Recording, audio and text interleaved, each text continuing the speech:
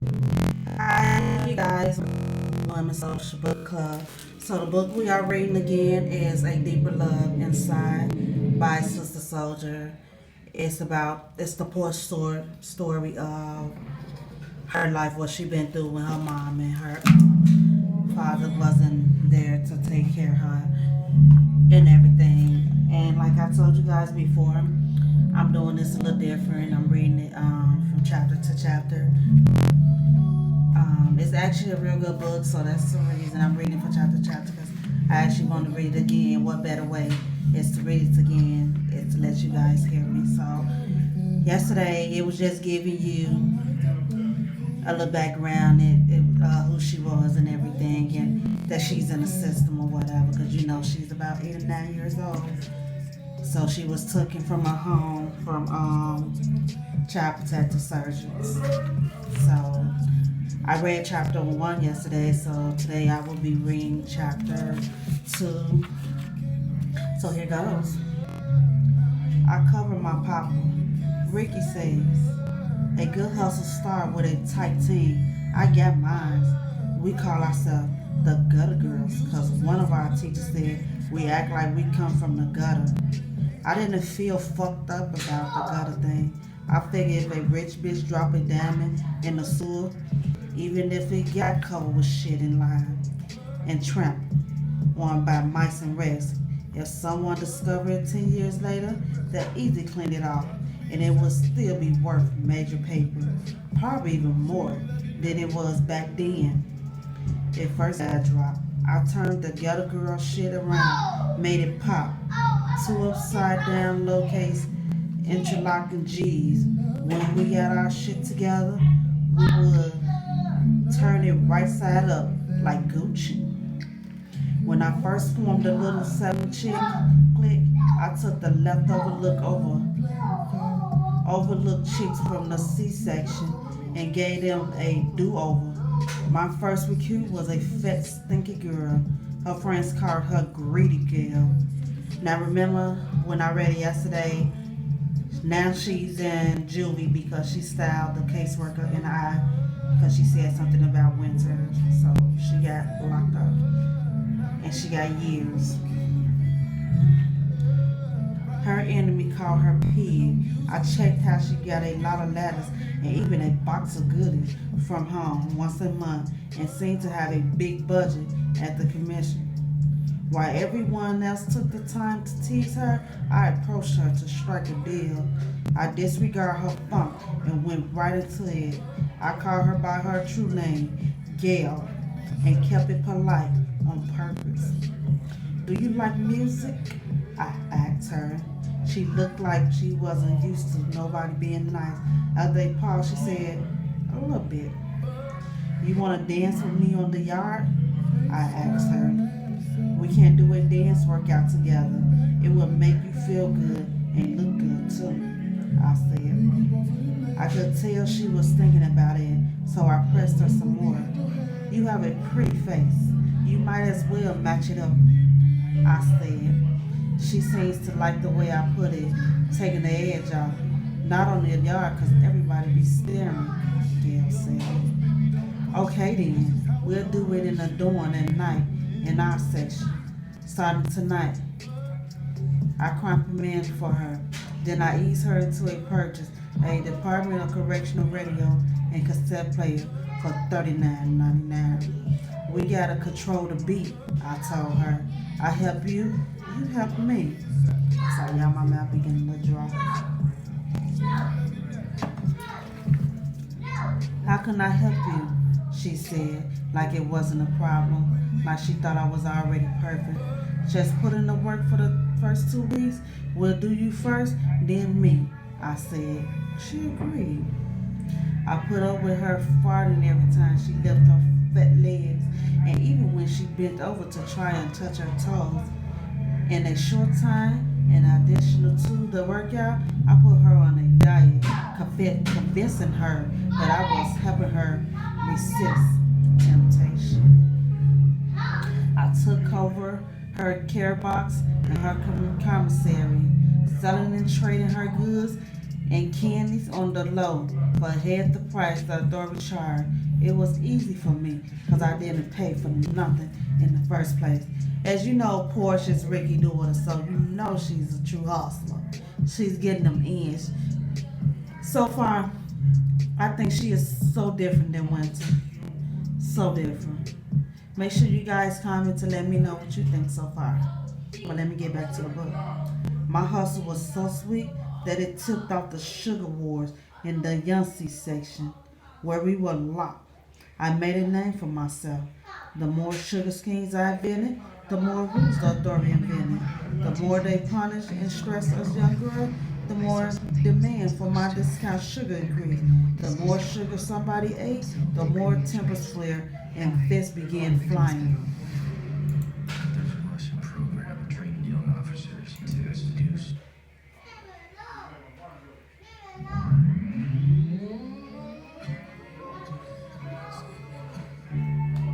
I wanted to be known for making money and moves, not for brawling, fighting was an interruption to my business. But the better my business, the more fighting came along with it. Truthfully speaking, we didn't have no Grant or Benjamins on lock. I made paper, money, and arts and crafts, and I made my section below in it work for it, trade and pay for the things that we all shouldn't have anyway. I'm sorry guys, I'm changing the song. I really don't like this type song.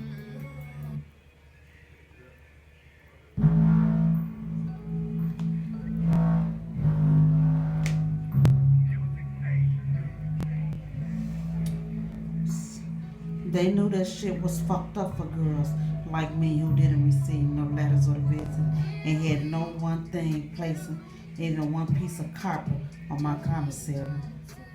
As Gail dropped the pounds, she grew more confident. I taught her to stop munching up the product and to work out even harder. She liked me. I didn't just talk shit. I worked out beside her and never let her ass see me laugh at her faults. When she wanted to skip a night of workout, I refused. I held her feet down for a sit-ups and cheered her on when she made the smallest improvement.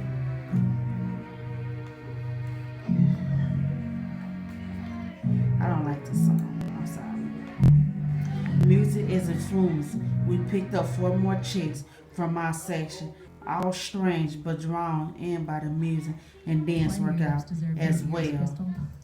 As the result of seeing Gail's recovery, when she got down to an attractive size and her face that had been buried under layers of fat got revealed, she became ruthless and loyal. If I got in a fight, she'll handle the business while I was trapped down in isolation. Now she fought on my side along with 5 other girls I recruited.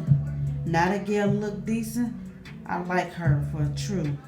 Big sloppy sticky girls can't get no respect because more than anybody else with a problem, there is the first thing you'll see and smell. So everybody uses it against them. So in that chapter, that was actually, like I said, chapter 2, and it was a very, very short chapter, but it was just basically about like how she first started hustling when she was in juvie, how she started getting money, she started dancing. She was just a hustler, like I said, like her dad. She did things way different from Winter did things, and like I said, I like her story a lot better than Winter because, and also with this book, it's like Sister Soldier went into more detail. She took her time with this one. Even though I like the coldest Winter ever, but this one is like one of my favorites by Sister Soldier. So guys, please comment to let me know what you guys think so far of the book. But I'm about to read a couple of pages of chapter 3 just to get a feel of it, and you know, it's just such a long chapter, and like I said, that was chapter 2. I just got done reading to you guys. So here goes summer 3. She's a white girl. I don't look up to her because of that, but I don't look down on her either. I already told you I don't play the skin color game. Riot, she said, introducing herself to me in the slop house, which is what I call the cafeteria at Juvie Lockdown. Riot, I repeated. Yeah, like when shit is so fucked up and you can't take it no more, so you start brawling, setting shit on fire, blowing shit up. She gave a Jolly Rancher green eye stare into my eyes. Her lips was watermelon red. I didn't crack a smile. There was a pause, looking away and up towards the ceiling. She continued. The authorities hate my name, but it's the name my parents named me. It's on my birth certificate. It's official.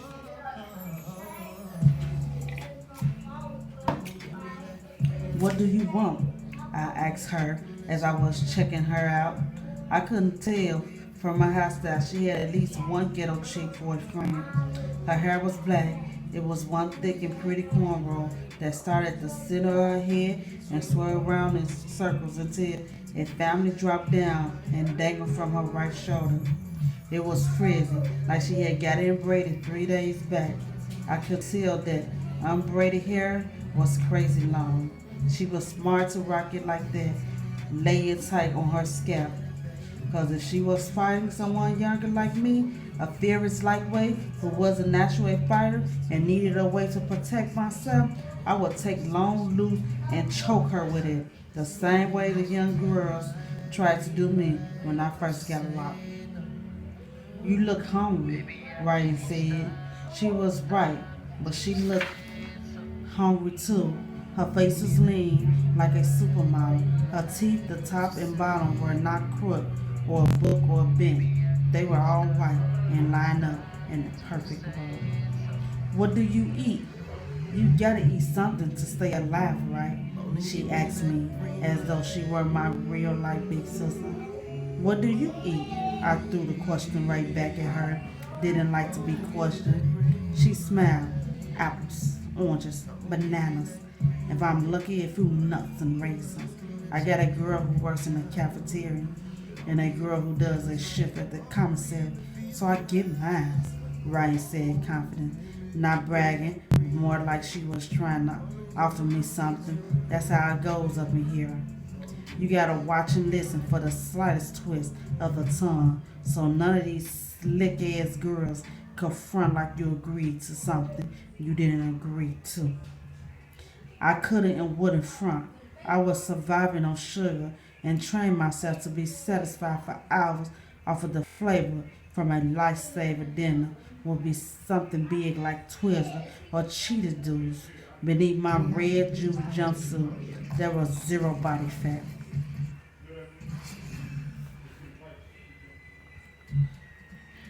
Before I could ignore or answer her question, my belly started churning and noise came out.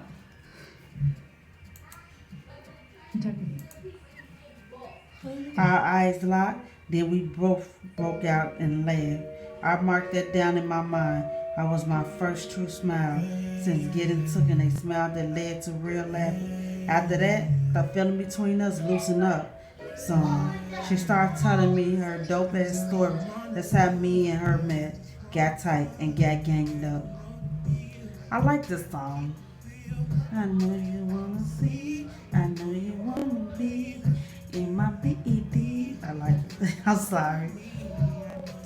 Riot's parents own a marijuana farm in upstate New York. I don't know how big an acre is, but she said she had a 50-acre property. Riot got here on lockdown before me. She said she murdered a man that made me feel closer to her because I figured she was strong, or at least that she would defend herself. And not like that. No one believed more than me that there are some who definitely deserve it. She said she tagged me because she noticed I wasn't eating the shit they served, which meant I was smart and unlike the robot, which is what she called most of the young inmates. Riot said she knows how to whip real food. Her family had apple trees, tomatoes, lettuce, patches, and herbs. She claimed she even knew how to make maple syrup from a tree. This girl sounds like she got her heart. It's a little smart to give. My mind envy a stack of silver-dollar pancakes dripping in syrup. I live not too far from here, 2 hours to the west in quiet country. That's how she described her place. So quiet you could hear mosquito, bees, crickets, and snakes gliding through the tall grass, or even the wind pushing around depending on the season. I picture it in my head. I'm not afraid of snakes, Ryan said. I used to line the grass right beside them and swim in the lake with the water. She used her hand and motioned a snake movie. It looked like she was remembering something that felt good to her. I was lying the long grass on my back late summer when I saw those helicopters. Helicopters, that's what she called them. Then she pointed to the sky. I didn't panic. I just counted and watched them flutter in. Our farm field workers dropped down and lay low. That was their first time also seeing helicopter over my parents' place. They were still flat on their bellies after the croppers had flown for half an hour before flooding out right about. Like she was remembering it too clearly and waited with her workers. Some workers didn't show back up the next day. The workers who did show, my dad paid them double. He believed in profit sharing. Worked the land the same as if he wasn't the owner when he was. He hated the word boss. Didn't answer anyone who used it. He said working united are more powerful than any boss, any state, or any authority. My mom was the agreeing type, but she agreed with my dad. My mom hated the words boss, authority, state, and government. The murder Raya committed and the weed farm she came from caught my attention. When she would talk some sentence I didn't understand or give a fuck about, I just listened to the feeling of her storytelling and watched the intense and swift way she switched her face. Oddly, it felt like her words were filling my belly with a real meal, at least, and they were flooding my mind with movies pictures. I thought about how I would not seen even one film since I was 7. Ryan said her parents drove a lavender station wagon with huge yellow days painted on it. I thought to myself, who would buy that shit if they were getting guap? So, you guys, that was a little bit of chapter 3, and tomorrow I will be back on reading the rest of part 3 and probably some part 4. Like I told you, I'm doing things a lot different now. I'm reading it from chapter to chapter because the ones that's not reading a book but are listening to me read, I want you guys to know the whole story and hear everything. So like I said, if you guys don't want to buy the book, go to your closest library and check it out at the library and comment below and let me know what you guys think so far. And again, happy Black History Month and be back tomorrow same time. Thank you and bye.